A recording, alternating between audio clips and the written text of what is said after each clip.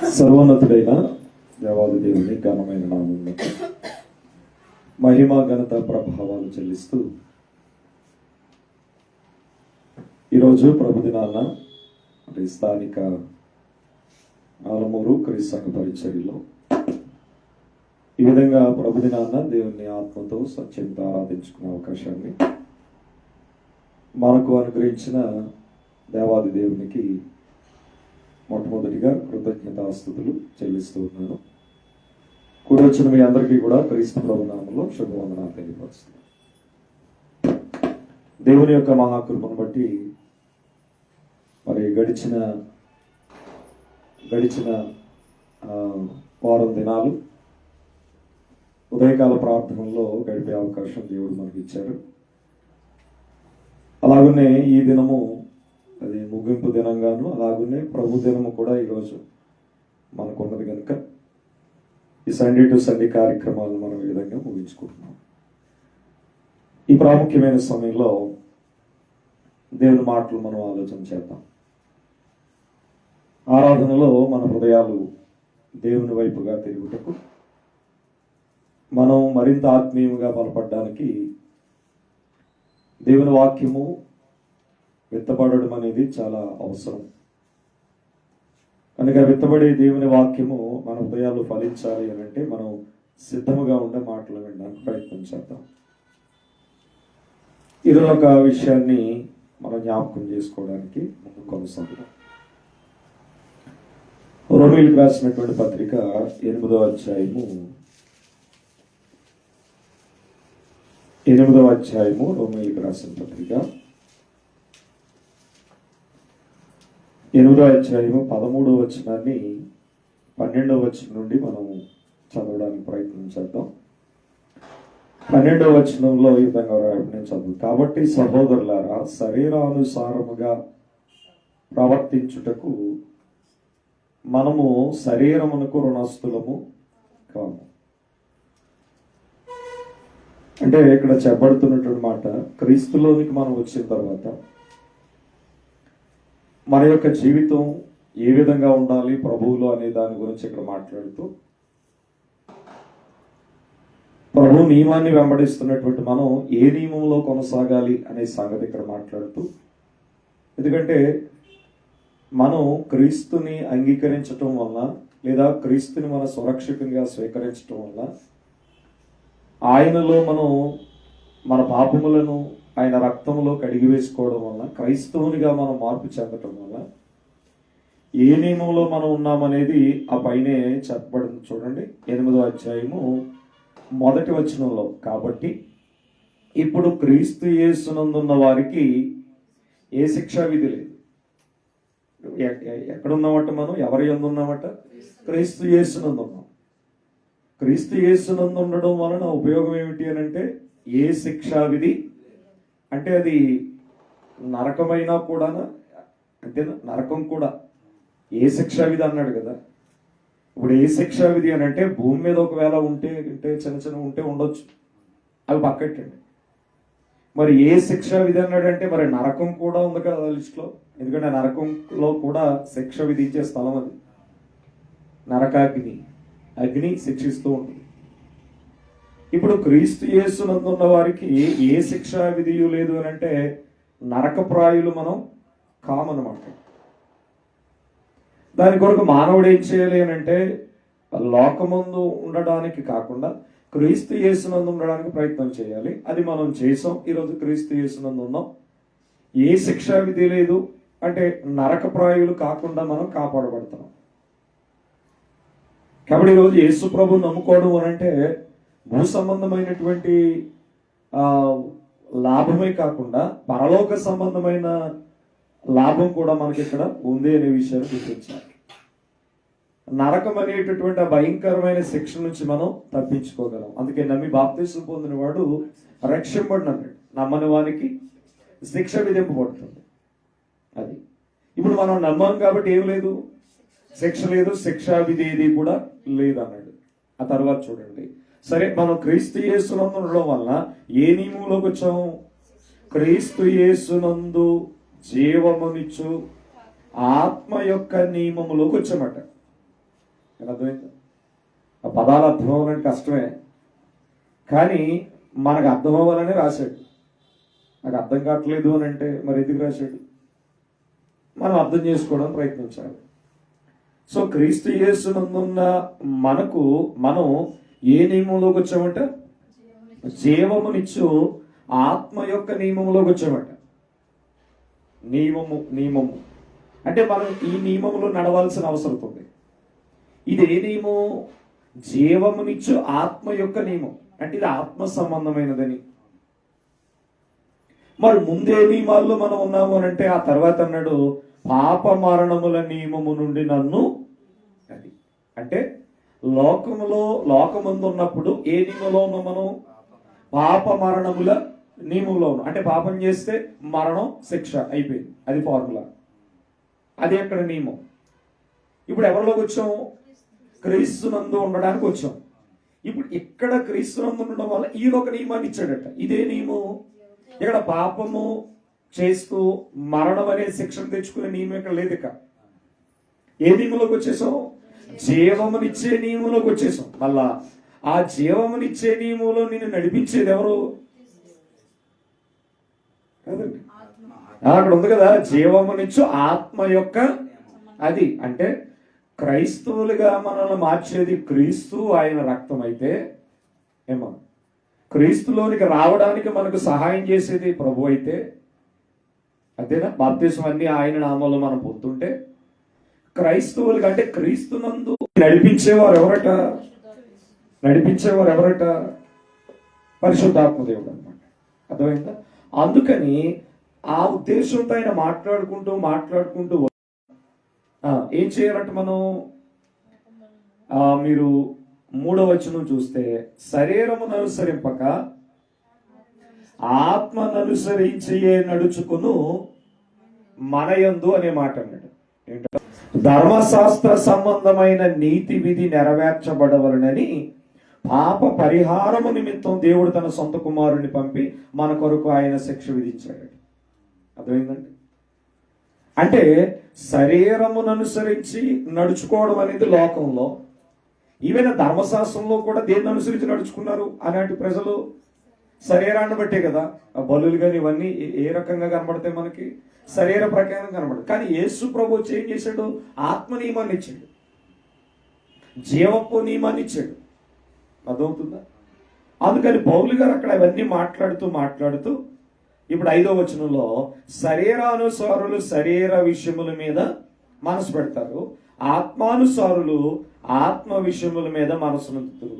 శరీరానుసారమైన మనస్సు అది అంటే క్రీస్తులోకి వచ్చిన తర్వాత కూడా మనం ఇంక ఏ మనసుతో బ్రతకూడదు.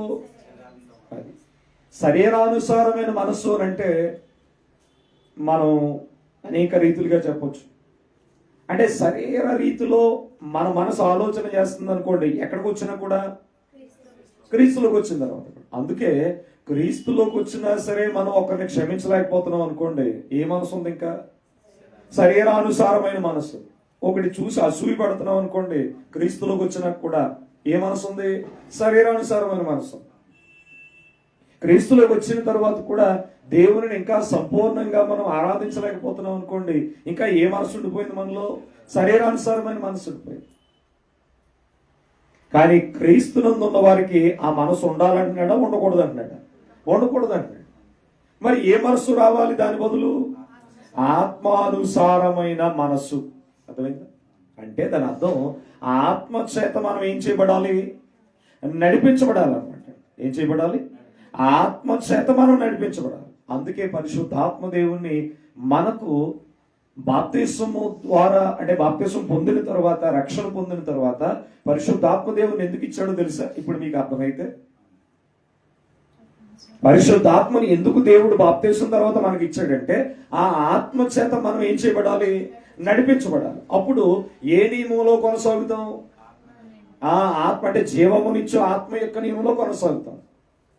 ఒకవేళ పరిశుద్ధాత్మను మనం కలిగి లేమనుకోండి, ఎక్కడికి వచ్చిన తర్వాత కూడా శరీరానుసారం అని ఇందాక అన్నాడు కదా, పాప మరణముల నియమంలోనే ఉంటాం. అర్థమైందండి? ఇప్పుడు క్రీస్తులోకి వచ్చిన తర్వాత కూడా అసూయ పడుతున్నాం అనుకోండి, అదేంటి? కాదు, అదేంటి? దాన్ని ఏమనొచ్చు? దాన్ని ఏమనొచ్చు? పాపం కదా, అవునా? ఇప్పుడు లోకంలో ఏ నియమం ఉందని చదువుకున్నాం ఇందాక, పాప మరణములు నియమం అన్నాడు. అంటే అక్కడ పాపం చేసి దానివల్ల రిజల్ట్ ఏమొచ్చింది, మనకి మరణం వచ్చింది, శిక్ష వచ్చింది. మరణం అంటే శిక్ష, ఏదో బాధ, అంతేనా? ఒకవేళ అదే పాపంలో కొనసాగిపోయామనుకోండి, లోకంలో ఉండే శాశ్వతమైన శిక్ష నరకం కదా. ఇప్పుడు క్రీస్తులోకి వచ్చాం, ఇక్కడికి వచ్చి కూడా ఒకవేళ మనం పాపం అనే దాన్ని కలిగి ఉన్నాం అనుకోండి, మనస్సు, మరి ఇక్కడ ఏ నియమాన్ని విడిచిపెట్టి ఏ నియమంలో కొనసాగుతున్నట్టు?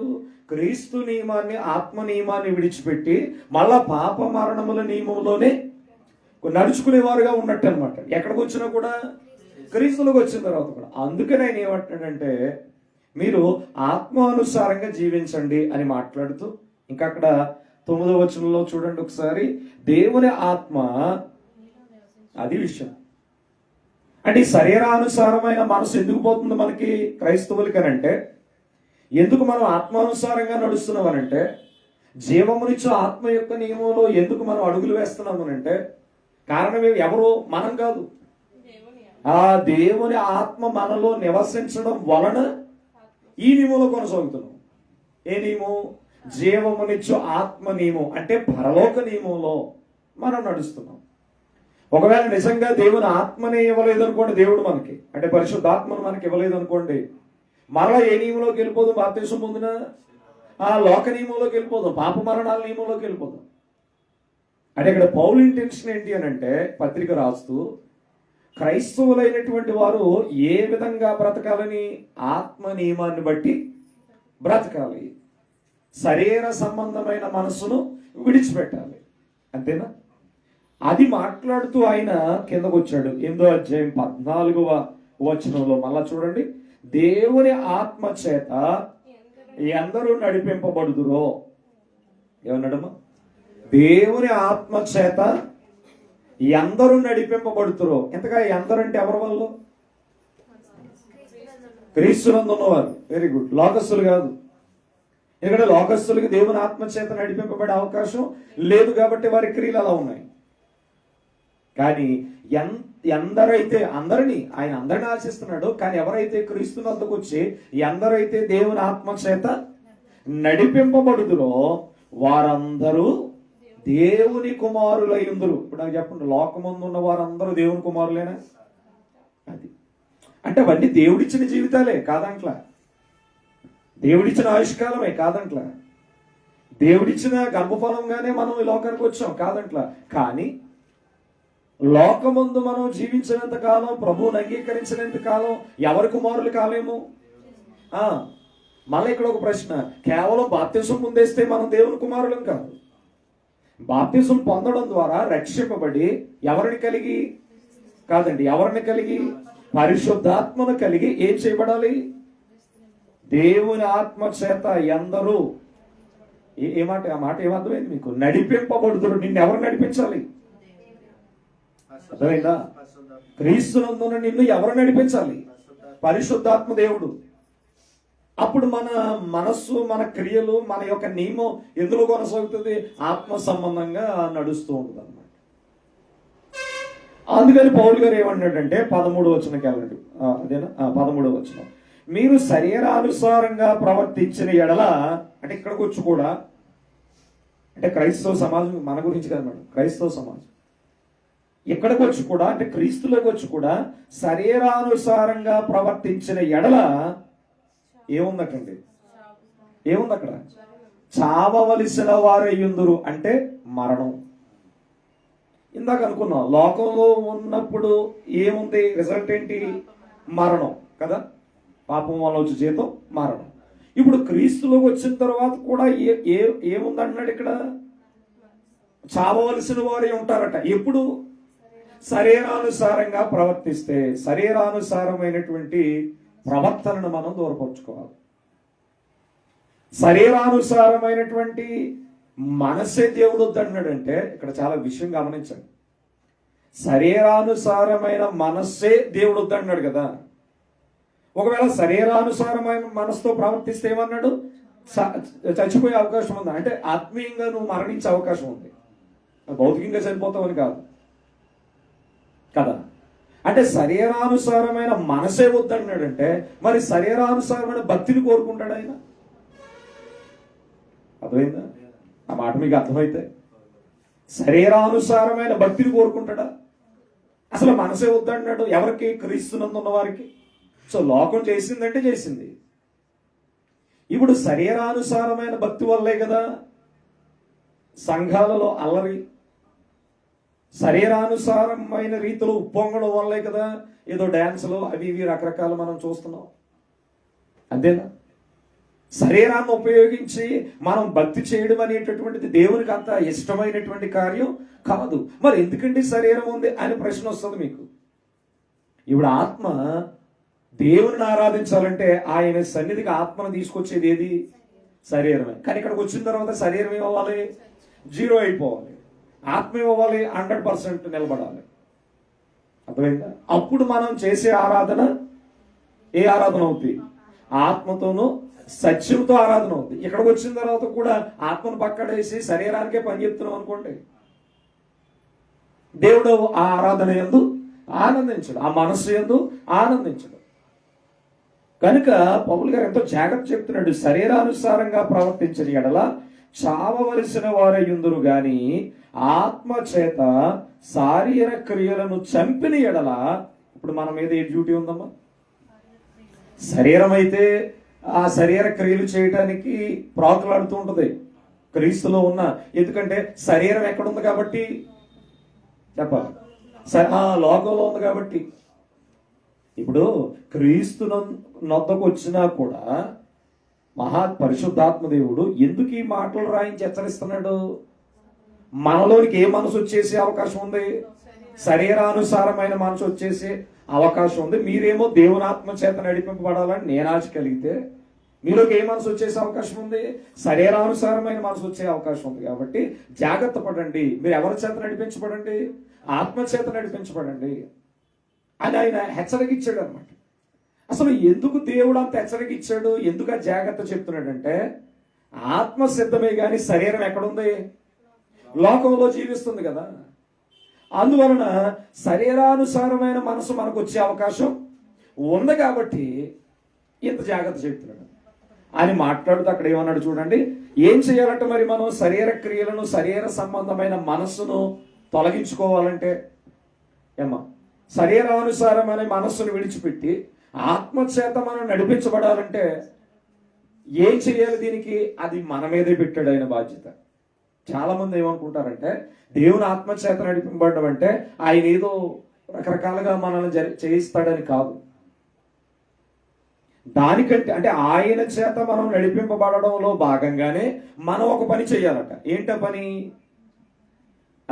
ఆత్మ చేత శారీర క్రియలను చంపిన ఎడల అన్నాడు. ఏం చేయాలంటే మన డ్యూటీ ఏంటమ్మా? ఇప్పుడు క్రైస్తవులుగా మన భక్తి ఆత్మానుసారమైన భక్తిగా కొనసాగాలంటే మన ఆత్మకు పని చెప్పాలట. ఏంట పని? ఆత్మ చేత వేటిని చంపాలట. అది లోకంలో ఉన్నప్పుడు ఏం జరిగింది?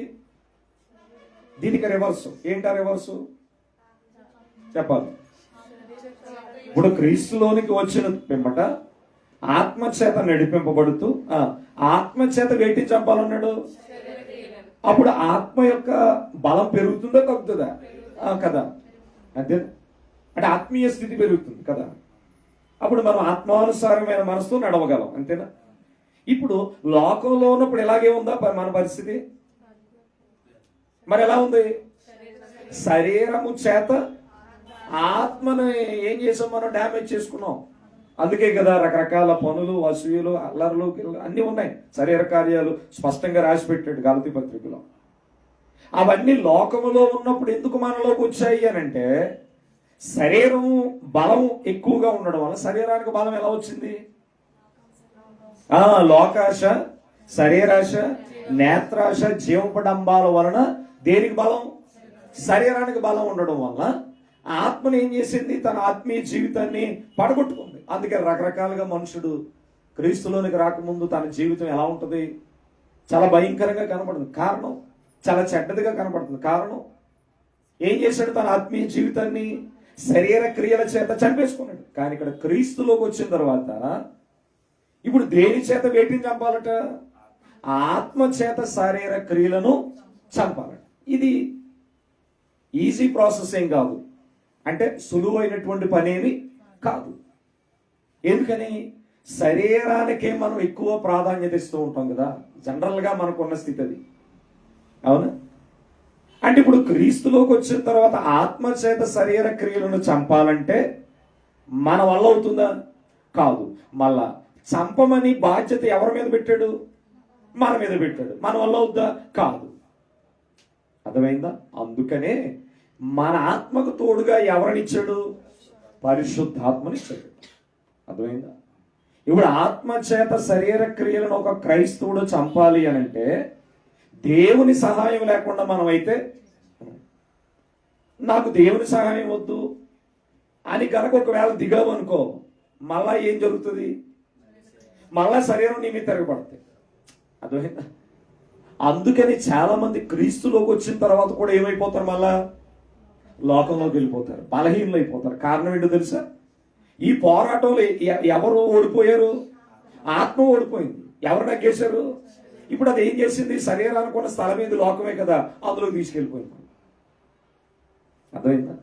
అందుకని క్రొత్త నిబంధనలో విశ్వాస భ్రష్టులు అన్నాడు. వాళ్ళు ఏమన్నాడు అంటే, మొదట్లో బలమైనటువంటి విశ్వాసంతో ఉన్న ఈ పోరాటంలో విజయం సాధించలేక శరీరానికి ఆ జీవితాన్ని అప్పగించేసుకుని ఇంకా లోపల ఆత్మ కలిగి ఉన్న విశ్వాసం ఏమైంది?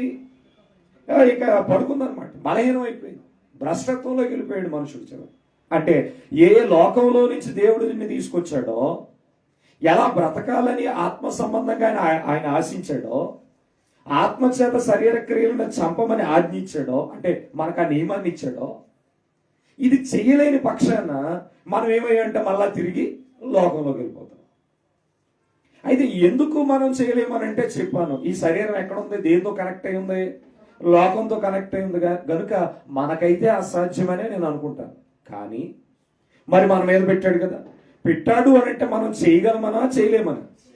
చేయగలమనే. కానీ శరీరాన్ని బట్టి ఏం చేయలేకపోతున్నాం మనం. మరి ఇక్కడ లాజిక్ ఏంటి అంటే, ఆత్మచేత శరీర క్రియలను చంపడానికే దేవుడు ఆయన వాక్యాన్ని మనకిచ్చాడు. అర్థమైందండి? ఆత్మచేత శరీర క్రియలను చంపడానికే వాక్యాన్ని ఇచ్చాడు, ప్రార్థనా జీవితాన్ని ఇచ్చాడు, సంఘ సహవాసాన్ని ఇచ్చాడు. అవునా?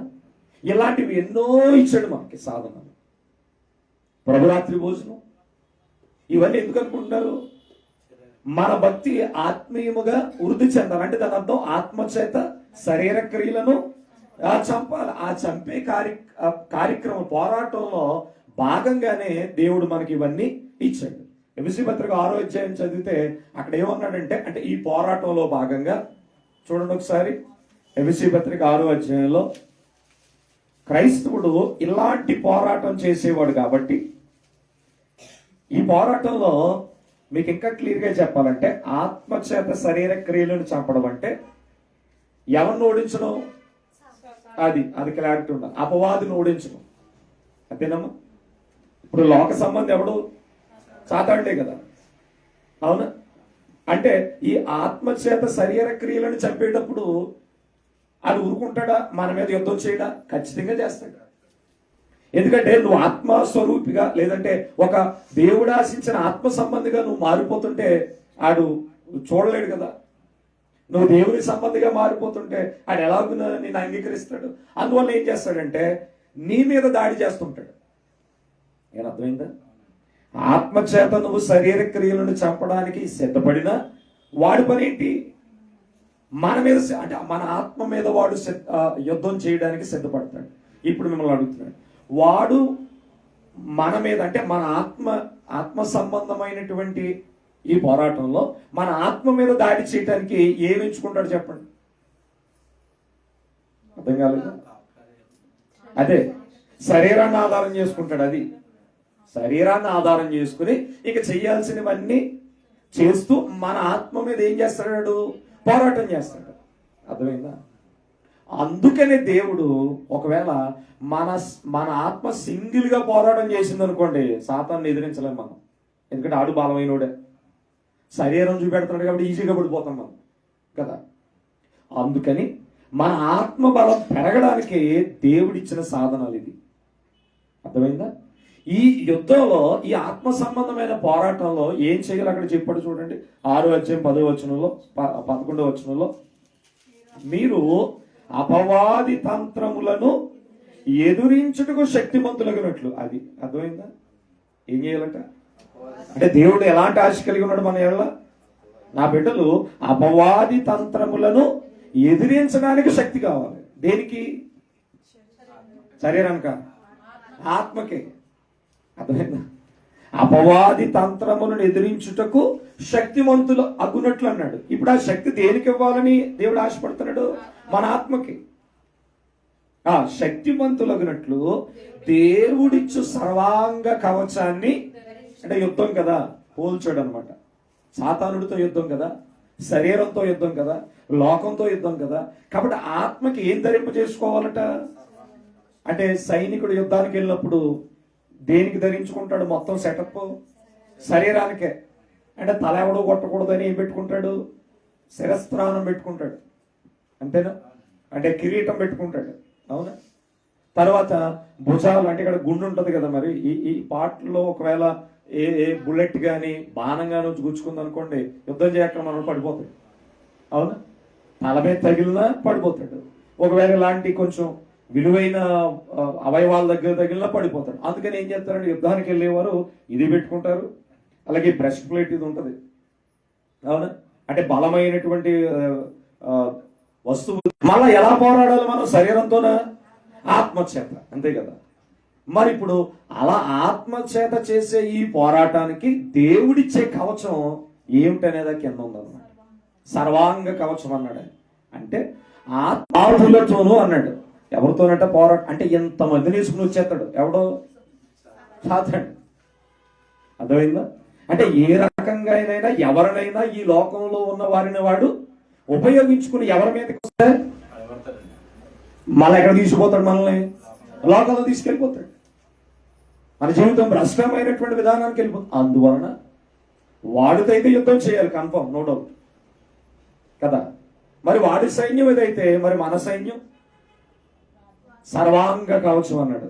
అది ఏమా ఏ కవచం? అది మన ఆత్మకు మనం ధరించుకోవాల్సినటువంటి సర్వాంగ కవచం అన్నాడు. ఇది భౌతికమైన యుద్ధం కాదు, కత్తులు ఖడ్గాలు కాదు. కానీ వాటిని పోల్చి చెప్తూ నా ఆత్మ కలిగి ఉండాల్సినటువంటి ఆ ధారణ ఏంటో చెప్పాడు చూడండి. 13వ వచనంలో, అందుచేతను మీరు 14వ వచనంలోకి వెళ్ళిపోండి. యాలయనగా 13 చదువుదాం లేదు. అందుచేతను మీరు ఆపద్దనమందు వారిని ఎదిరించుటకును సమస్తము నెరవేర్చిన వారే నిలవబడుటకును శక్తిమంతులగినట్లు దేవుడిచ్చు సర్వాంగ కవచాన్ని. అక్కడ దేవుడిచ్చనే మాట దగ్గర నెంబర్ వేసి ఉంది. ఏముంది కింద? అది కింద ఉందా? మూల భాషలో ఏమనుందట? దేవుడిచ్చు అనే మాట ఉంది, కానీ దేవుడిచ్చే సర్వాంగ కవచం అని ఉంది, కానీ ఎంతకది దేవుడిచ్చేదా దేవుందా? అర్థమైందా? ఏమైనా అర్థమైందా? దేవుడు ఇవ్వడం అనే భావం అక్కడ ఉన్నా కానీ దేవుడు ఇంకా లోతుగా మాట్లాడితే ఏమన్నాడు? నీకు నేను ఇవ్వడం కాదు, నాదే నువ్వు ధరించుకుంటున్నావు అంట. నాకు అర్థమైందా? ఇప్పుడు నీకు దేవుడిని, ఆవిడికి దేవుడని, ఆయనకి అలా కాదు దేవుడు ఇవ్వడం. దేవుడట ఆయన సర్వాంగ కవచాన్నే మనకి. అంటే దేవుడు ఏదైతే ధరించుకున్నాడో అది యాజ్ ఇట్ ఈజ్ మనకి. ఇదిగో ఇది ఉపయోగించి పోరాడు. అర్థమైందా? ఆ సాతానుడిని నేను అలాగే పోరాడుతున్నాను, మీరు అలాగే పోరాడండి అని ఆయన సర్వాంగ కవచాన్ని ఇచ్చేసాడట. అర్థమైందా? అంటే ఇప్పుడు దేవుడు ఆత్మస్వరూపిగా ఉండి ఇదిగో ఆయనే ఈ సర్వాంగ కవచాన్ని ధరించుకున్నాడు. అందుకే సాతానుడు ఎవరి దగ్గరికి వెళ్ళడు? కారణం ఏంటి? ఆయన దగ్గర ఆయుధాలు ఉన్నాయి. అర్థమైందా? ఇప్పుడు సాతానుడు అసలు దేవుని దగ్గరికి ఎందుకు వెళ్ళడంటే, ఒకవేళ వెళ్ళినా ఆయన్ని జయించగలడా? ఎందుకు జయించలేడంటే ఆయన దగ్గర ఏముంది? సర్వాంగ కవచం ఉంది. ఆయన ఆత్మ నిండా ఏం పెట్టుకున్నాడు? చుట్టూ ఆయన కవచాన్ని పెట్టుకున్నాడు, సెక్యూరిటీ పెట్టుకున్నాడు.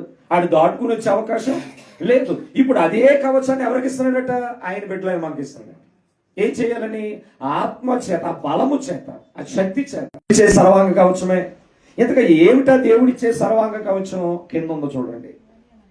అది శరీర సంబంధమైనది కాదు. ఎలాగనగా మీ నడుములకు, అంటే ఆత్మ యొక్క నడుముకు అనమాట. అది మీకు అర్థమైంది? నడుము అంటే మళ్ళీ ఇక్కడికి వెళ్ళిపోకండి. అర్థమైందా? యుద్ధం శరీర సంబంధమైన యుద్ధం చేసేటప్పుడు ఆయన నడుముకి కట్టుకుంటాడు, నిజమే. ఎందుకంటే కత్తి తిప్పేటప్పుడు అతని ఈ భాగం అంతా కూడా చాలా బలంగా ఉండాలి. అర్థమైందా? యుద్ధం చేసేటప్పుడు ఒక కింద ఇలా జారిపోయాడు అనుకోండి, ఎలా ఉంటుంది? పడిపోతాడు కదా కింద. ఇప్పుడు దేవుడిచ్చే సర్వాంగ కవచం దేనికన్నాడు? ఆత్మకి కదా. ఇప్పుడు ఆత్మ నడుము భాగానికి ఏం కట్టాలట? సత్యం అనే దట్టి కట్టాలట. అంటే బెల్ట్ అనమాట మన భాషలో చెప్పాలి.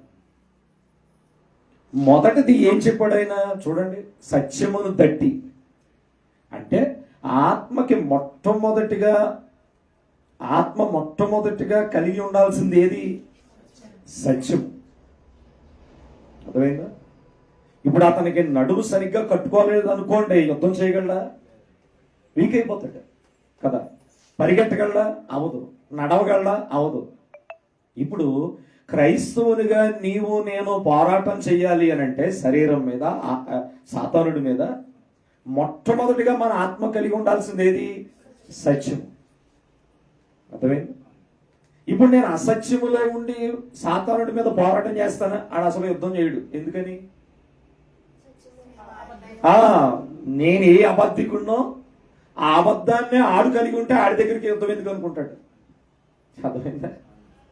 ఇప్పుడు సాతానుడు ఏమనుకుంటాడంటే, అసత్యముతో ఉన్న క్రైస్తవుని చూసిన వెంటనే వీడు బాగానే ఉన్నాడు, ఎందుకు ఈయన కలపడం అనుకుంటాడు. ఎందుకని? నేను ఆయన ఎక్కడికి తీసుకురావాలనుకుంటున్నాను, ఆల్రెడీ ఎక్కడున్నాడు? ఉన్నాడు కదా. మళ్ళీ ఎందుకు యుద్ధం చేయడం? యుద్ధం చేత అనవసరంగా పోతాడు అని అనుకుంటాడు అనమాట. అర్థమైందా? కాబట్టి సాతానుడు ఎవరి మీద యుద్ధం చేయడానికి వస్తాడు?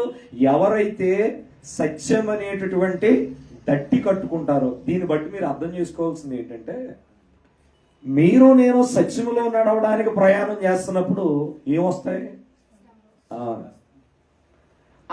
ఆ శ్రమలు వచ్చినప్పుడు మనం ఎలా ఆలోచన చేయాలి? ఆనందించాలి. మీకు తెలుసు కదా, క్రొత్త నిబంధన అంతా మీరు చదవండి. భక్తులు, అపోస్తులు అందరూ శ్రమల యందు ఏం చేశారు? ఎందుకే అంటే వారు శ్రమ అనుభవిస్తున్నప్పుడు వారికి ఏం జ్ఞాపకం వచ్చింది? దేవుడా, వారు శ్రమలు అనుభవిస్తున్నప్పుడు వారికి ఏమి జ్ఞాపకం వచ్చిందని నేను అనుకుంటానంటే, సాతానుడు మా మీద ఏం చేస్తున్నాడు? మరి యుద్ధం చేస్తున్నాడంటే నా దగ్గర ఏముంది? సత్యం ఉంది. అర్థమైందా?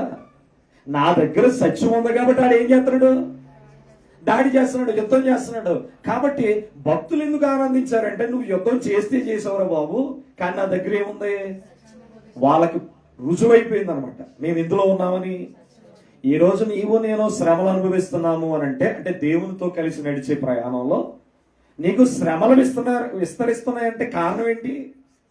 నీ దగ్గర ఏముంది? మొదట నువ్వు హ్యాపీగా ఉన్నావు అనుకోండి, ఏమి లేనట్టు. అది హ్యాపీగా ఉండడం అంటే ఏదో తినడం దాని గురించి కదా నేను అంటా. అంటే ఆత్మ సంబంధమైనటువంటి ఈ ప్రయాణంలో నీకు సత్య విషయమైనటువంటి పోరాటం, సత్య విషయమైనటువంటి ఇబ్బందిని కలుగుతున్నప్పుడు, శ్రమని కలుగుతున్నప్పుడు దాడి చేసేది ఎవరో? సాతానుడు. చేస్తున్నాడంటే నీ దగ్గర ఏముంది కాబట్టి? సత్యం ఉంది కాబట్టి. కాబట్టి సత్యం ఉన్నదని ఎరిగారు కనుక ఆ భక్తులు వాడు చేసే దాడిని చూడలే. అందుకని ఏం చేశారు? ఎన్ని దెబ్బలైనా వారు పట్టించుకోలేదు. అంతేనా? ఎందుకు హతసాక్షులు అయిపోయేంత ప్రాణాలు ఇచ్చేంత స్థాయికి వెళ్ళారంటే, వీళ్ళు ఏం చూస్తున్నారు? శ్రమ వచ్చినప్పుడు ఏం చూస్తున్నారు? శ్రమను చూడలే.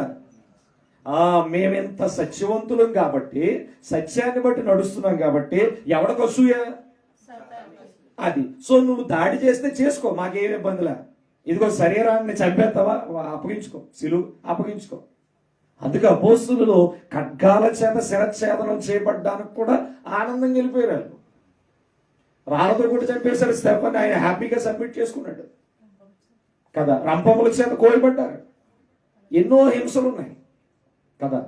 అంటే ఈ హింసలన్నిటి యందు కూడా పౌలు గారు చెరసాలలో వేయబడ్డాడు. ఆయన మరణం కూడా శిరచ్ఛేదనం అని చెప్తారు. అంటే ఆయన కూడా ఏం చేయబడ్డాడు? శిరచ్ఛేదనం అంటే తల తీసేశారు. రాయబడలేదు కానీ చెప్తారు అలాగే. చరిత్ర చెప్తుందని. మరి ఎంత ప్రయాసపడినా ఆయనకి మరి ఆ గిఫ్ట్ ఇవ్వకపోతే ఎలాగా? అదే గిఫ్ట్ ఇచ్చారు.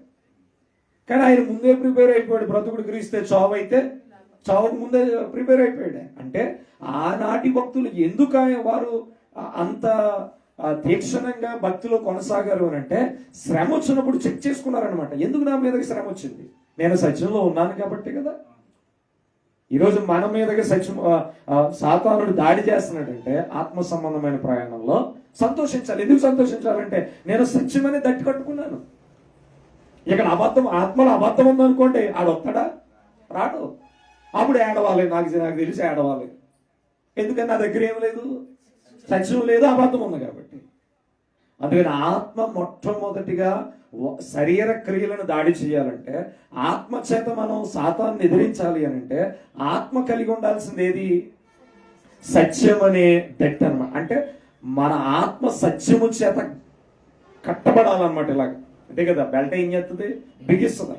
ఇప్పుడు ఆత్మను బలంగా మార్చేది ఏది? మొదటి స్థానం సత్యం. అంటే సత్యం అంటే ఏంటి? వాక్యమే. అంటే వాక్యములో నువ్వు ఉండడం అనేది మొట్టమొదటి చాలా ప్రాముఖ్యం. తర్వాత ఏముంది? సత్యమును దట్టి కట్టుకొని నీతి అను మైమరువు తొడుగుకొని ఏం చేయాలట? అంటే ఒక కిరీటం లాంటిది అనమాట. ఏముండాలి? నేను చూడగానే ఏం కనపడాలి? వీడు నీతిమంతుడు అనేటటువంటి విధానం లోకానికి కనపడాలి. యుద్ధం చేసే సాతానుడికి కనపడాలి. ఇప్పుడు యుద్ధానికి వెళ్ళిన రాజులు చూస్తారు కదా, అతను ఏ దేశపు రాజు, వాళ్ళకి కొన్ని సింబల్స్ ఉంటాయి. సినిమాల్లో చూస్తాం కదా మనం, అవునా? ఇప్పుడు కూడా కొన్ని సినిమాలు వస్తుంటాయి, యుద్ధాలు జరుగుతుంటాయి. వాళ్ళకి వీళ్ళకి డిఫరెన్స్ మనకు కనబడుతుంది, అవునా? ఎలా కనబడదు? వాళ్ళకి కొన్ని లోగోస్ ఉంటాయి. ఈ పక్కన ఇంకో లోగో ఉంటుంది, సింబల్ అనమాట, అవునా? వాళ్ళ కిరీటాలు ఒకలాగా ఉంటాయి, వీళ్ళ కిరీటాలు ఒకలాగా ఉంటాయి. వాళ్ళ రథాలు ఒకలా ఉంటాయి, వీళ్ళ రథాలు ఒకలాగా ఉంటాయి కదా. ఇప్పుడు క్రైస్తవుడిగా నీవు నేను చేసే ఈ ఆత్మ సంబంధమైన యుద్ధంలో మనం ధరించుకోవాల్సినటువంటిది ఏంటంటే మరొకటి, ఆ నీతి అనేటటువంటి గుర్తు. అర్థమైందా? అంటే ఈ సాతానుడితో మనం పోరాటం చేసి చివరికి నీ గుర్తు అలా నిలబడాలన్నమాట. ఏంటా గుర్తు? నీతిమంతుడు అనేటటువంటి గుర్తు. అర్థమైందా? సో నీతి అనేటటువంటి జీవితం మన దగ్గర లేదనుకోండి, అంటే నా ఉద్దేశం క్రీస్తులోనికి వచ్చిన తర్వాత కూడా మనం నీతిని విడిచిపెట్టేసాం అనుకోండి. నీతి అంటే తెలుసు కదా. నీతి అంటే ఏంటి అమ్మా? నీతి అంటే ఏంటి? నీతిగా ప్రవర్తించడం అంటారు కదా. అంటే క్రైస్తవుడిగా నువ్వు మారిన తరువాత నీ క్రియలు నీతి క్రియలుగా కనబడాలి. ఒకవేళ అలా నీతి క్రియలుగా కనబడుతున్నాయి అనుకో, నీతిమంతుడుగా నువ్వు బ్రతుకుతున్నావని నీకు అర్థమైంది. ఇప్పుడు నిజంగా చెప్పాలంటే ఒక కోణంలో సాతానుడి వల్ల మనకు మేలే. అర్థమైందా? సాతానుడి వల్ల మనకేంటి మేలే? ఏ మేలు? వాడొచ్చి యుద్ధం చేస్తున్నప్పుడు మనకు కలిగే సంతోషం ఉందో చూడండి. మొదటి సంతోషం ఏమన్నాం? నేను సత్యములో ఉన్నాననే సంతోషం. రెండోది, నేను నీతిగా పక్షంగా వచ్చేసాను కదా, గీలపక్షంగా మాట్లాడడానికి వస్తనే మనసులోకి ఏమొస్తున్నాయా? వచ్చినా చెప్పమవు, తలకే ఒప్పుకోలేండి. ఈ బాబు ఇక్కడ ఒప్పేసుకున్నట్టు ఉంటుంది కదా. నిజమే, ఒక్కొక్కసారి చిన్న అనుకుంటాం మనం. అంటే ఎలా ఉంటుందంటే ఇది మనోడే కదా. ఎలా ఉంటుంది? మనోడే కదా, అది మన కులపోడే కదా. ఇంకా ఈ చెప్పక్కర్లేదు, మీకు తెలిసిందే. అవును, మన రక్త సంబంధి కదా. ఇలాంటి జాడ్యాలు ఎట్టి పరిస్థితుల్లో క్రైస్తవ మనస్సుల్లో ఉండకూడదు. అర్థమైందా? అది ఏమైనా కానీ మనం అక్కడ నీతికి పెద్దపీట వేసేవారుగానే ఉండాలి. అంటే మనం ఏదో పెద్ద గొప్పవారు అని కాదు, కానీ మన ముందుకు ఏదైనా వచ్చినప్పుడు అందులో ఉన్న న్యాయాన్ని మనం ముందు పెట్టాలి. జనరల్గా కూడా చూడండి, న్యాయం చెప్పామనుకోండి, నిజం చెప్పామనుకోండి, ఏం చేద్దాం లోకం నిన్ను వచ్చేస్తాడు కదా, ప్రజలు నీ మీద పడిపోతారు. అదే లోకం ఏం చెప్తూ ఉంటుందంటే, అంతమాటు నీతి మాట్లాడేయకూడదండి, అంతమాటు నిజం మాట్లాడేయకూడదండి అంటారు. అంటే ఏం మాట్లాడాలి మరి? మనకు అది మిక్స్డ్ అలవాటైంది కదా, మిక్స్డ్ అలవాటైంది. కొద్దిసేపు ఏమో 2 ముక్కలు అలా చెప్తాం, 2 ముక్కలు ఇలా చెప్తాం కదా. కానీ ఆత్మ సంబంధమైన పోరాటంలో ఖచ్చితంగా మన ఆత్మ కలిగి ఉండాల్సిన రెండవ కవచం ఏంటి? నీతి అనే బోర్డు తగిలించుకోవాలి. అర్థమైందా? అంటే నీతిమంతుడుగా మనం ఉండాలి. ఇలా నీతిమంతుడిగా మనం బ్రతకడానికే క్రీస్తు ఆయన రక్తంలో మనల్ని కడిగి ఈ జీవితాన్ని ఇచ్చాడు. తర్వాత ఏముందమ్మా? తర్వాత ఏముంది? పాదములకు 15వ వచనమేనా? 15వ వచనం, పాదములకు సమాధాన సువార్త వలననైనా, అదే కదా మిస్ చేశాను, అంతే. పాదములకు సమాధాన సువార్త వలనైనా అంటే ఆత్మ యొక్క పాదాలకు ఏం తోడగలట? ఎక్కడ ఉన్నాయని అడక్కండి, నీళ్ళు మనలోనే ఉన్నాయి. ఏం తొడగాలట ఆత్మ యొక్క పాదాలకి? సిద్ధ మనస్సు. అదే ఉందమ్మా, సమాధాన సువార్త వలననైనా సిద్ధ మనసు అంటే సిద్ధ మనసు అన్నమాట. అది సిద్ధ మనస్సును జోడు. అది ఆత్మకి, ఆత్మ యొక్క పాదాలకు మనం ఏం తొడగాలట? సిద్ధ మనస్సు అని జోడు తొడగాలట. అర్థమైందా? ఏదైనా చూడండి, అంటే సిద్ధపడుట అనేది ఉంది. ఇప్పుడు యుద్ధం కదండి, జనరల్ గా యుద్ధం చేయాలంటే కూడా ఏముండాలి? సిద్ధపాటు ఉండాలి, అంతేనా? ఆడేదో రెచ్చగొట్టాడని చెప్పి ఈడు ఏమి లేకుండా వెళ్ళిపోయాడు అనుకోండి, ఏం చేస్తాడు కదా? చేతులు ముడుచుకుని వచ్చేయాలి, లేకపోతే మొత్తం వెనక్కి కూడా రావడం, చంపేస్తారండి కదా. యుద్ధం చేసేవాడు ఏం చేయాలి? కనీసం కొన్ని నెలల రోజులు, వారం ముందు రోజులు ఏం చేస్తాడు? ఆడి దగ్గర ఉన్నవన్నీ సిద్ధపరచుకోవాలి. అందుకే నేడు కూడా ప్రపంచంలో యుద్ధాలు జరిగేటప్పుడు యుద్ధం వచ్చే అవకాశం ఉంది అనేటప్పటికీ ఎక్కడెక్కడో దాచిన ఆయుధాలన్నీ బయటకు వస్తాయి. అర్థమైందా? అదొక టెక్నిక్ కూడా. మిగిలిన దేశాలు ఏం చేస్తారంటే ఏం లేదంటాడు, ఆల్రెడీ రికార్డ్ చేసుకుంటాడు అనమాట. ఫలానా దేశం దగ్గర ఏమున్నాయి, ఈడు యుద్ధం వచ్చినప్పుడు ఏం తీసాడో చూసావా, రాసుకుంటాడు అనమాట. ఈడేం చేస్తాడు అప్పుడు? నిజంగా ఒకవేళ రేపాడు యుద్ధానికి వస్తే ఇతని దగ్గర ఏముండాలి? వాటికి సమానమైన ఆయుధాలు ఉన్నాయి. ఇప్పుడు నా దగ్గర లేదు కదా, ఇప్పుడు అర్జెంట్గా తయారు చేయండి అంటాడు అండర్ గ్రౌండ్ లో. అర్థమైందా? ఇప్పుడు వీళ్ళు ఎవరు యుద్ధాలు చేసుకోరు. అమెరికా ఇరాన్ మీదకి వెళ్ళినా, ఇరాన్ ఇక్కడికి వెళ్ళినా ఈ యుద్ధాలు జరగవు. దగ్గర గంట వెళ్ళి మళ్ళా చేతులెట్టేసుకుంటారు. కారణం ఏంటి? ఎవడ బలం ఎంతో తెలుసుకోవడం. ఇది ఎప్పుడు ఉపయోగపడుతుంది అంటే ఉండాలన్నాడు సిద్ధ మనస్సు అనమాట. సిద్ధ మనస్సు లేకుండా ఎవడ మీదకి యుద్ధం వెళ్ళలేం మనం, మడతెట్టేస్తాడు. అర్థమైందా? ఇప్పుడు ఆ సిద్ధ మనస్సు అనే జోడు ఆత్మనే పాదాలకి తొడగడానికి మరి నీ మనస్సును సిద్ధపరిచేది ఏది? అక్కడే ఉంది, సమాధాన సువార్త వలన అన్నాడు.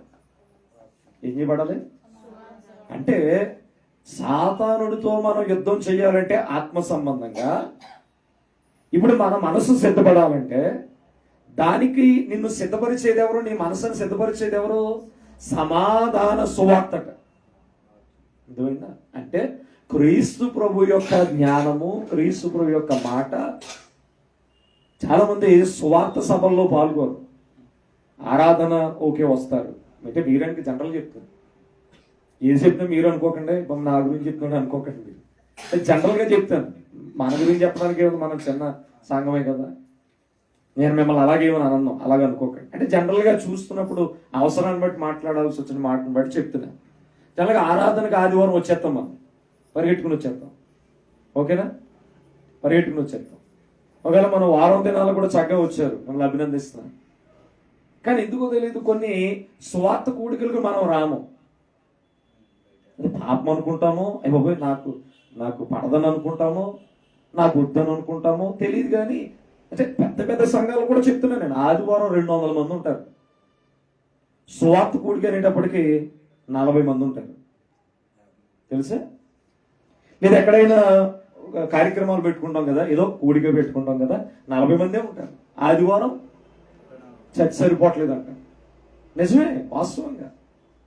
మరి ఏమైపోయినాయి 150 ఆత్మలు? స్వార్థ సభల్లో 150 ఆత్మలు ఏమైపోయినాయి 200కి? ఏది లేదు. అది నిన్ను, నీ మనస్సును సిద్ధపరిచేది ఏదో తెలుసా? సువార్తే. అంటే నా ఉద్దేశం ఇక్కడ, మనం సువార్త సంబంధమైనటువంటి సభల్లో, సువార్త కూడికల్లో పాల్గొనడం వలన నీకేం కలుగుతుంది? ఆ సిద్ధ మనస్సు కలుగుతుంది.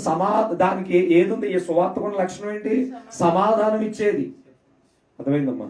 కాబట్టి సువార్త కూడికలు జరిగే సమయంలో మనం కూడుకోవడం వల్ల మన మనసు ఏమవుతుంది? సాతానుడితో యుద్ధం చేయడానికి అవసరమైన సిద్ధ మనస్సుని కలిగి ఉండడానికి అవకాశం ఉందన్నమాట. కేవలం ఆదివారం వచ్చి ఆదివారానికి వచ్చామనుకోండి, మనసు ఉంటుంది కానీ ఏ మనసు ఉండదు. నేను సిద్ధ మనసు గురించి ఆల్రెడీ పాఠం చెప్పాడు గతంలో, గుర్తుందా? వదిలేశారా? అర్థమైపోతుంది. వదిలేశారా? ఆలోచించేస్తుంది బుర్ర, పదులు పెడేసారు బుర్రకి అప్పుడే, హృదయం లోపలికి వెళ్ళిపోతుంది. ఏంటిది ఇంతగా సిద్ధ మనసు? ఏం చెప్పాను నేను? ఎక్కువ చెప్పాను మీ గురించి, ఆలోచించేస్తున్నారని చెప్పలేదా? సిద్ధ మనస్సు గురించి ఒకటి చెప్పాను మొన్నే. Very good, God bless you all. ఏం చెప్పాను చెప్పలేదా? మనస్సు సిద్ధపడి ఉండాలి. ఏ సమయానికి? తెలిసి మీరు అది చెప్పేస్తారు.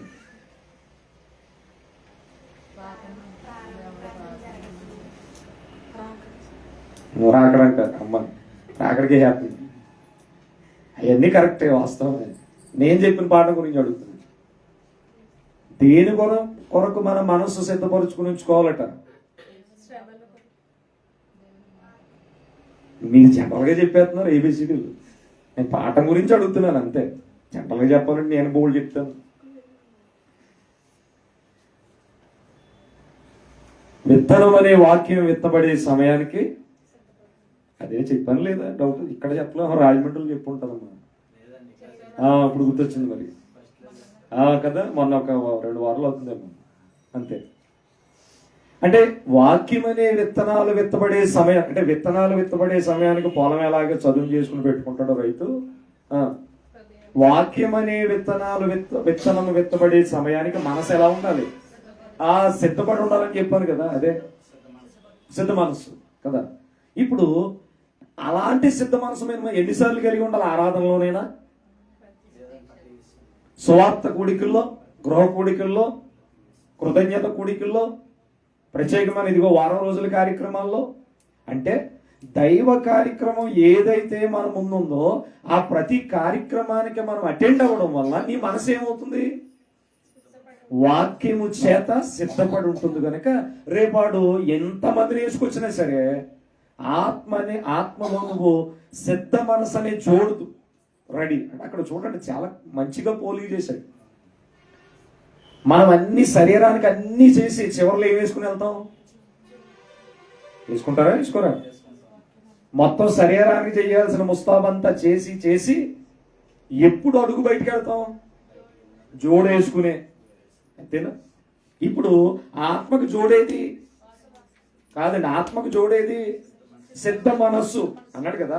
ఆత్మకు జోడేది తొడగమన్నాడు సిద్ధ మనస్సు. అంటే నీ ఆత్మకు నువ్వు నడుమనే సత్యమనే దట్టి కట్టుకున్నావు, అవునా? నీతనే మైవరకు తగిలించుకున్నావు, ఇంకా కింద చెప్పి అవన్నీ పట్టుకుని ఏది ఖచ్చితంగా చేసుకోవాలి? అందులోని యుద్ధం అది. ఆ సిద్ధ మనస్సు అనేటటువంటి జోడు తొడుక్కోకుండా ఎవరితో యుద్ధానికి వెళ్ళలేము. అది అంత విలువైనటువంటిది ఏమిటి? సిద్ధ మనస్సు అనేటటువంటి జోడు. తర్వాత చివరిగా ఇవన్నీ గాక, అంటే ప్రధానంగా ఇవే ఏమిటవి? సత్యం అనే దట్టి నడుంకి, నీతనే అంటే నువ్వు నీతిమంతుడిగా బ్రతకడం అనేది, మూడవది సిద్ధ మనస్సు అనేటటువంటి జోడు. సరిపోతాయి, కానీ ఇవే సరిపోవు. కానీ ఇవన్నీ గాక ఇంకేం కావాలట? ఆత్మకి విశ్వాసం అనే డాలు. డాలు ఎక్కడ ఉంటది? యుద్ధం చేసేయడానికి చేతులు ఉంటది. ఎందుకు? ఫోటోకి పోజ్ ఇవ్వడానిక? బయట నుంచి వచ్చే ఆయుధాన్ని దాన్ని ఎదిరించడానికి, అంతేనా? తన మీదకి రాకుండా జాగ్రత్త పడ్డానికి. ఏమన్నా అర్థమైందండి? మీరు గమనిస్తేనండి, సత్యం అనే దట్టి, నీతనే మైమరుగు జోడు, అంటే ఏంటది? సిద్ధ మనస్సు అనే జోడు. అంటే రెడీ అయ్యాడు మనోడు, యుద్ధానికి వెళ్ళాడు. ఇంకానే ఇప్పుడు యుద్ధ భూమిలోకి వెళ్ళిన తర్వాత అంటే సాతానుడితో యుద్ధం అంటే శ్రమలని ఈ తతంగంలోకి వెళ్తాం కదా. శ్రమలు వచ్చినప్పుడే మనకి ఏం మొదలైంది? యుద్ధం మొదలైందని అర్థం. అర్థమైందా? అంతవరకు నువ్వు ఎలా ఉండాలి? సిద్ధపడి ఉండాలి. సత్యాన్ని నడుము కట్టుకోవాలి, ఆత్మ కట్టుకోవాలి. సిద్ధ మనసు అనే జోడు ఆత్మకు తొడిగించాలి. నీతి చేత ఆత్మని ఏం చేయాలి? నింపాలి. రెడీగా ఉన్నావు. యుద్ధానికి వెళ్ళావా? లేదు. ఇప్పుడు యుద్ధంలోకి దిగావు. ఇప్పుడు దిగిన తర్వాత ఏం చేస్తున్నాడు? బాణాలు వేస్తాడు, దాడి చేస్తాడు. మరి ఇప్పుడు అది ఎదిరించాలి కదా. ఇప్పుడు ఇవన్నీ పెట్టుకుని వెళ్ళి ఏం చేస్తా, యుద్ధంలో ఈజీగా పడగొట్టేస్తాను నిన్ను. అందువలన యుద్ధం చెయ్యడం ఎంత ముఖ్యమో, అందుకే అఫెన్స్ డిఫెన్స్ అంటారు. అంటే ఏం చేస్తాం మనం? డిఫెండ్ చేస్తాం, అంటే తట్టుకుంటాం. ఒకవేళ వాడు మన మీదకి ఇంకా మనల్ని చంపేసి రకంగా ఉన్నాడు అనుకోండి, ఏం చేస్తాం? అప్పుడు తిరగబడతాం. యుద్ధంలో అదే జరుగుతుంది. చేయగలిగిందంతా వీడి దగ్గర ఉన్నవన్నీ ఉపయోగించి దాడి చేస్తాడు. ఇంకా లేదనుకో ఈడు దిగుతాడు. అంటే ఇక చస్తే చనిపోవడం, లేకపోతే అక్కడ కదా. ఇప్పుడు ఇవన్నీ ధరించుకుని ఉన్నాం మనం రెడీగా. అది ఎప్పుడు వస్తాడో చేద్దామని. కానీ యుద్ధం మొదలైందా? కాలేదు. ఇప్పుడు యుద్ధం మొదలైంది అనుకోండి, అంటే శ్రమల ద్వారా వాడు వచ్చి దాడి చేస్తాడు అనుకోండి, ఇప్పుడు మనం ఏం చెయ్యాలి? వాడు వేసే బాణాలనే తట్టుకోవడానికి విశ్వాసం అనే డాల్ అన్నాడు. ఏం పట్టుకుని వెళ్ళాలి? అందుకే డాలు అవి అలా ఉంటాయి, యుద్ధానికి వెళ్ళేటప్పుడే పట్టుకెళ్తారు. అందుకే వీడు అవి ధరించుకుని పడుకోడు. అంతేనా? ఏం చేస్తాడు? వెళ్ళేటప్పుడు ఇక్కడ రెడీ, యుద్ధం రెడీ అయిందని వెళ్ళేటప్పుడు సడన్గా అవి పట్టుకుని వెళ్ళిపోతారు, బల్యం పట్టుకుని వెళ్ళిపోతారు. అలాగే క్రైస్తవులుగా మన ఆత్మ సాతానునితో యుద్ధం చేయడానికి దిగిన యుద్ధ భూమిలో ఏం పట్టుకుని వెళ్ళాలి?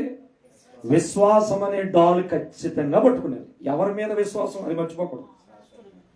దుష్టుడి మీద. ఎవడి మీద విశ్వాసం అమ్మా? విశ్వాసం అనే డాల్ ఆత్మ పట్టుకోవడం అంటే ఆ విశ్వాసం ఎవరి మీదని? అది అంటే యుద్ధానికి వెళ్లే ముందు, అంటే యుద్ధానికి వెళ్లే సమయంలో యుద్ధ భూమిలో నువ్వు విశ్వాసం అనే డాల్ పట్టుకోవడం అంటే అర్థం ఏంటో తెలుసా? సింపుల్ గా చెప్పండి, మీకు అర్థమైతే. దేవుని మీద ఆధారపడడం అంతే. అదే విశ్వాసం అనే డాల్ అంటే. అది ఏమైనా ఇలాగా కనబడిదో పొట్లమా పట్టుకెళ్ళడానికి కాదు కదా.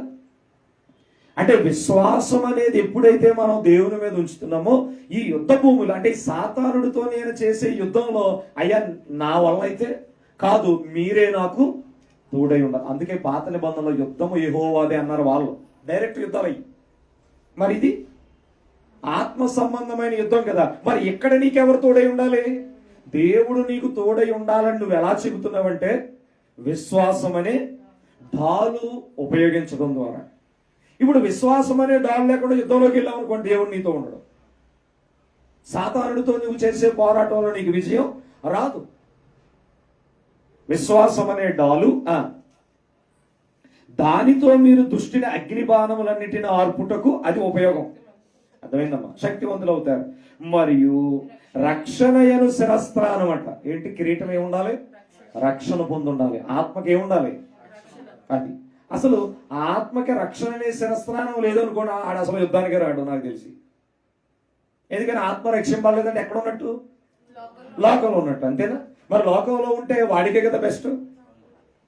అర్థమైందా? కాబట్టి ఏ శిరస్త్రానం ధరించాలంటే మనం రక్షణ అనే శిరస్త్రానం, తర్వాత దేవుని వాక్యమును, చాలా ప్రాముఖ్యమైనది. అంటే ఇంకా వాడి మీదకు వెళ్ళి యుద్ధం చెయ్యాలి చివరి క్షణములు అంటే ఇంకేముండాలి నీ చేతిలో? అది దేవుని వాక్యమని ఆత్మ ఖడ్గమును ధరించుకోమని. ఈరోజు ఆత్మ ఇలాంటి సర్వాంగ కవచాన్ని, దేవుడిచ్చే సర్వాంగ కవచాన్ని ధరించుకోగలిగితే ఏ పోరాటం జరిగే అవకాశం ఉంది? ఆత్మ చేత శరీర క్రియలను చంపే పోరాటంలో ఆత్మ ఏం పొందుతుంది? ఓడిపోయింటికి వచ్చేద్దా? అదే బలం పొంది ఏం పొందుతుంది? ఆత్మకి ఏం కలుగుతుంది? విజయం కలుగుతుంది. విజయం కలుగుతుంది. ఎవడు ఓడిపోతాడు? సాతానుడు ఓడిపోతాడు. అర్థమైందా? ఆత్మ చేత శరీర క్రియలను చంపడమే సాతానుడితో పోరాటం, యుద్ధం. అర్థమైందండి? ఇప్పుడు ఆత్మ చేత ఆ సాతానుడితో యుద్ధం చెయ్యాలి అని అంటే ఆత్మకి ఏం ధరించమన్నాడు? మళ్ళా రక్షణ అంటున్నారు, సర్వాంగ కవచం. అర్థమైందా? ఆత్మకి సర్వాంగ కవచం అంటే ఏం చెప్పాడు? చెప్పండి నాకు లిస్టు. సత్యమును దేనికి కట్టాలి? ఆత్మను అడుగుకు కట్టాలి, సత్యాన్ని కట్టాలి. అంటే ఆత్మ ఏం కలిగి ఉండాలి? సత్యాన్ని కలిగి ఉండాలి. రెండవది నీతి అనే బోర్డు పెట్టుకోవాలి. అంటే నీతిమంతుడిగా నీతి కలిగి నీ ఆత్మ ఉండాలి. అది అక్కడ ఉద్దేశం. 3 అమ్మా, సిద్ధ మనసు అనే జోడు. విన్నారు కదా? సిద్ధ మనసు అనే జోడు అంటే నీ ఆత్మకి ఏముండాలి? సిద్ధ మనసు. అది జోడని కాదు, సిద్ధ మనసు కలిగి ఉండాలి. 4 విశ్వాసం అనే డాలు. 5 రక్షణయను శిరస్సును. ఇంతేనే కేవలం ఉన్నాయి ఇక్కడ. వాక్య ఖడ్గం 6. అర్థమైందా?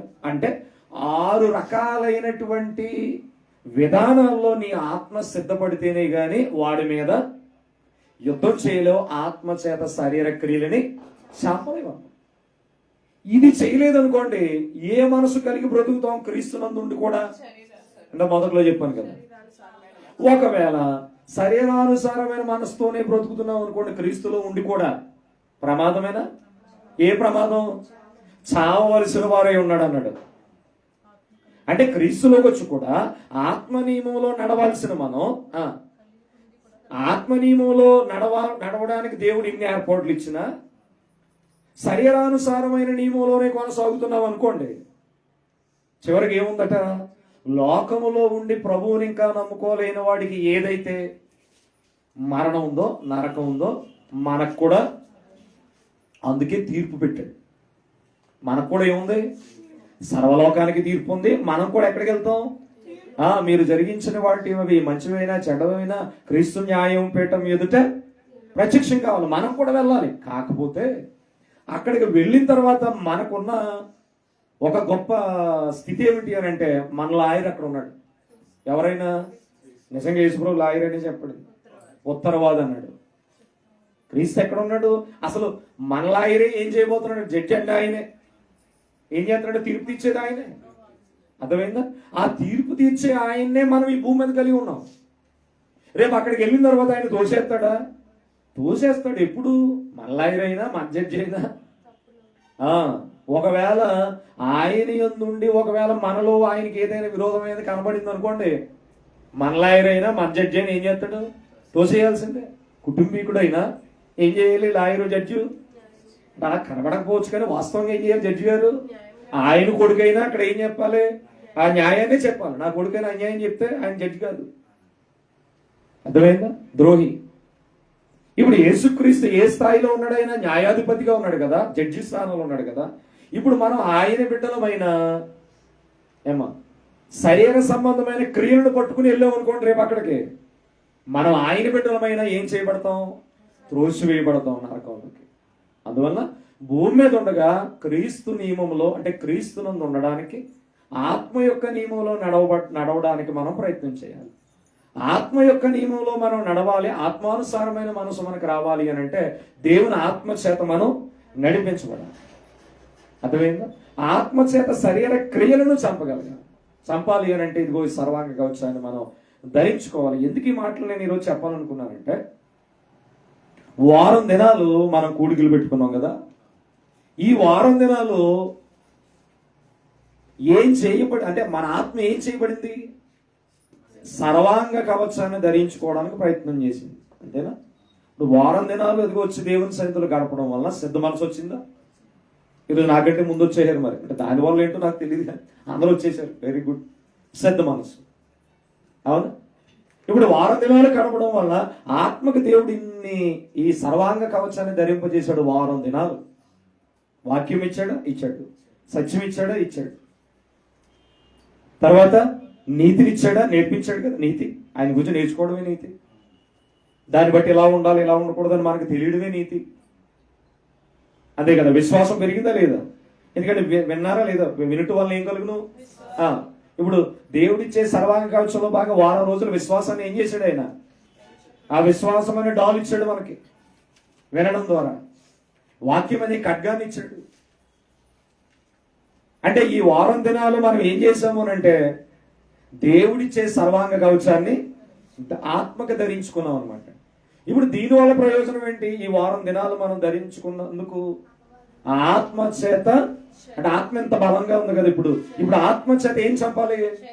అది సాతానుడితో ఏం చేయాలి? యుద్ధం చేయాలి. అంటే ఇప్పుడు వారం దినాలు మనం గడిపామంటే మీకు ఆ మేలు ఈ మేలు వచ్చేస్తుందని చెప్పొచ్చు. నేను వస్తుంది, ఎందుకంటే దేవుడు ఆశీర్వదించేవాడే. కానీ ఇప్పుడు వారం దినాలు సర్వాంగ కవచాన్ని ధరించేసుకున్నామంటే ఏం చేస్తాడు? ఇప్పుడు ఒకటి రెడీగా ఉండి. అర్థమైందా? జనరల్గా 7 దినాలు మీరు గడపండి, మీకు ఇది మామూలుగా ఉండదా అనొచ్చు నేను. దేవుడు చేస్తాడు. కానీ దానికంటే ఒక ముఖ్యమైన విషయం ఉంది. ఏంటో తెలుసా? 7 దినాలు నువ్వు దేవుని సన్నిధిలో గడిపి విశ్వాసం పెంచేసుకుని, సత్యాన్ని పెంచేసుకుని, ఇవన్నీ సర్వాంగ కవచాన్ని ధరించేసుకుని నా మీద యుద్ధం వచ్చేది ఊరుకుంటాడు. అందుకని రాబోయే దినాల్లో ఏదో ఒక చిన్న శ్రమ ద్వారా మనల్ని ఏం చేస్తాడు, దానికి ముందే ఫిక్స్ అయిపోతాం. ఏమో భయపెట్ట అనకండి, అర్థమైందా? ఎందుకు నేను ఫిక్స్ అయిపోవాలని అన్నానంటే, నిజంగా ఒకవేళ మీకు నాకు శ్రమ వచ్చింది అనుకోండి, ఒకవేళ ఈ రాబోయే భవిష్యత్ కాలంలో ఏం చేయొచ్చు మనం? ఆ శ్రమలు ఏంది ఏం చేయొచ్చు? ఎందుకని? వారం దినాలు నేను సత్యాన్ని నేర్చుకున్నాను, ఈడు వచ్చి నన్ను కొడుతున్నానంటే నాలో ఏముంది? నిలుచుందనమాట. నువ్వు సత్యం కొరకు బ్రతుకుతున్నావు. ఏ చిన్న శ్రమ రాలేదనుకోండి, 7 దినాలు వచ్చాం, కూర్చున్నాం, వెళ్ళిపోయాం. అర్థమైందా? అంటే సాతానుని ఎలాగ ఉపయోగించుకోవచ్చు మనం, తెలివైన వాళ్ళు అయితే. కాకపోతే ఇది ఈజీ వే ఏం కాదు, సులువైనటువంటి విధానం అయితే కాదు. ఎందుకంటే శ్రమలు వచ్చినప్పుడు శ్రమల యందు మన హృదయం ఏమవుతుంది? కృంగిపోతుంది. పొద్దున్న రాజమండ్రిలో యాక్చువల్గా చెప్పాలంటే అది ఆలమూరు దాంట్లో రికార్డ్ చేసేసాను నేను, గమని చూసుకోవాలి. అందులో మీ దాంట్లో ఇందులో ఉంది, ఫేస్బుక్లో చూడండి. అక్కడ చెప్పాను, నువ్వు చూసినట్టు అక్కడ చెప్పాను. మంచి పాఠం అది. అలా అవుతుందని నేను అనుకోలేదు, గొంతు బాగోలేదు కానీ వచ్చేసింది అలాగా. అంటే దావీదుని గురించి అక్కడ జ్ఞాపకం చేస్తూ ఆయన ఎలాగున దేవునికి కృతజ్ఞతలు చెల్లించాడనే విషయం చెప్పాను. ఇంటికి వెళ్ళి మీకు ఇష్టమైతే అవకాశం ఉంటే వినండి. ఇప్పుడు చెప్పను నేను మళ్ళీ. అర్థమైందా? మీకు బిర్యానీ క్విటేషన్ ఏమవుతుంది? వద్దండి బాబు అంటున్నాను కదా. సో ఇంటికి వెళ్ళి కొంచెం ఫ్రీ అయిన తర్వాత వీలైతే మన ఫేస్బుక్లో ఉంది, వినండి. సో ఈ మాటలు మీకు అర్థమైంది నేను అనుకుంటున్నాను ఈరోజు చెప్పిన సంగతులు. ఆత్మచేత ఏం చేయాలి? శరీర క్రియలను చంపిన ఎడల బ్రతుకుతాం, జీవిస్తాం. ఎక్కడ జీవిస్తాం? పరలోకంలో జీవించే అవకాశం అది. అది పాయింట్. అర్థమైందా? అక్కడ ఏమన్నాడు ఇందాక? ఆత్మచేత శరీర క్రియలను చంపిన ఎడల జీవించెదురు అన్నాడు. ఎక్కడ జీవిస్తాం? ఆ పరలోకంలో నిత్యము జీవించే దాని గురించి మాట్లాడాడు. అర్థమైందా? ఇక్కడ చంపినా చంపకపోయినా శరీరం ఏం చేస్తే జీవిస్తుంది. కానీ ఆత్మచేత శరీర క్రియలను చంపగలిగితే పరలోకమందు నిత్య జీవపు స్థితి మనకు వస్తుందనే విషయాన్ని ఇక్కడ మీకు జ్ఞాపకం చేస్తూ ఈ చిన్న మాటలు ముగిస్తున్నాను. ఈ మాటలు విన్న మీ అందరినీ కూడా సర్వోన్నతుడైన దేవుడు దీవించి ఆశీర్వదించను కనుక. అందరికీ వందనాలు. God bless you.